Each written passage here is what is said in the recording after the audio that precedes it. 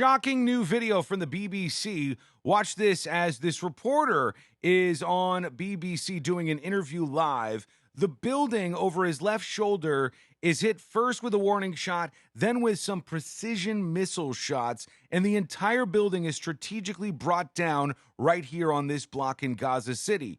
But did the reporter just happen to be live when this happened? And is anybody in that building? If so, are they okay? What the hell would they do this for?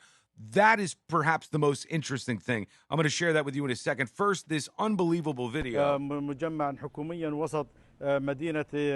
comes the warning shot. Now, the reporter reacts. Here comes the missile strike.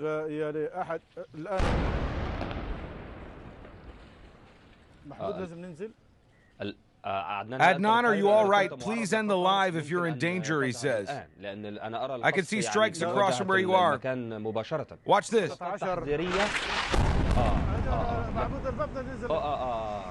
Took that portion down.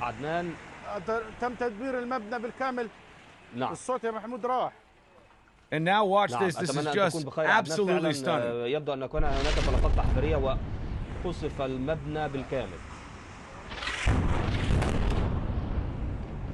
إذن قصف إسرائيلي في قطاع غزة لبرج الشروق كما أفاد مراسلنا قبل قليل. This was an Israeli strike on Gaza City, and that building was obviously demolished. They believe that this was a building that Hamas would be operating out of, and it's not the only building that's been taken down. There's been many buildings taken down in densely packed Gaza City. First of all, what do you think about that video and the precision with which that building was brought down?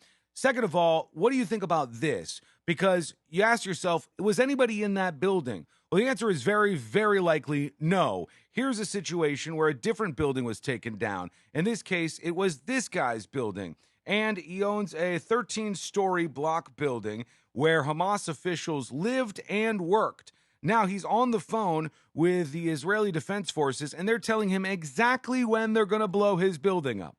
They're telling him exactly when they will fire and exactly how it all works. This is what you didn't see. And this is why that BBC reporter knew to be live in that exact moment. He knew what was going to happen behind him, and he knew it was going to be that building that went down, obviously, and not his. I'm not saying it wasn't dangerous. I'm saying they knew things that they weren't sharing with you. And they also tried to get everybody out of that building. None of this justifies or excuses anything. It just adds another element to it. He's on the phone with the IDF. Once, then strike again, says Gaza watchman Jamal Nasman. He shows no panic, though this call from an Israeli officer is deadly serious. Advance warning of an airstrike on the building he looks after. And here it goes. This. The 13-story building on a quiet street contained residential apartments and Hamas offices. Israel said Hamas used it for intelligence and military operations. So they took the building down to the ground, but they knew that this was going to happen beforehand. And they were able to get people out of there, and also people know to come there and video if they want to. This is how all this stuff works behind the scenes, stuff that you generally don't see. Also, over on the Israeli side in Ashkelon, a man 60 years old critically wounded as a rocket hits a 7-story building. And some of this footage has been absolutely amazing in the worst of ways. And I want to know, what do you think about what's been going on in Israel and Gaza? Have you heard people having discussions about this? And do you have thoughts on this yourself? What do you think about that missile strike video? What do you think about adding the extra information about what happened with that Israeli strike on that building to say that people were informed beforehand and that they knew to get everybody out of there? And the reporter also knew to do his live shot. But this is one of the most stunning photos to me. And you see on the right, that is rocket fire from Hamas, perhaps 20 or 30 missiles coming across from Hamas, headed indiscriminately into Israeli cities. On the left, you see the Iron Dome. It is responding to those missile strikes, and each one of those lighted rockets is headed to take one of those Hamas rockets down. It's wild technology, and it's wild to see warfare on this scale. People seem to be afraid to call this a war, but I don't know any other name for it. You have this going on. You have people firing rockets at each other. You have buildings being taken down. and you have innocent victims being killed, you can't call it anything other than a war. Pretty astonishing stuff, and certainly this footage from the BBC was pretty wild to see itself.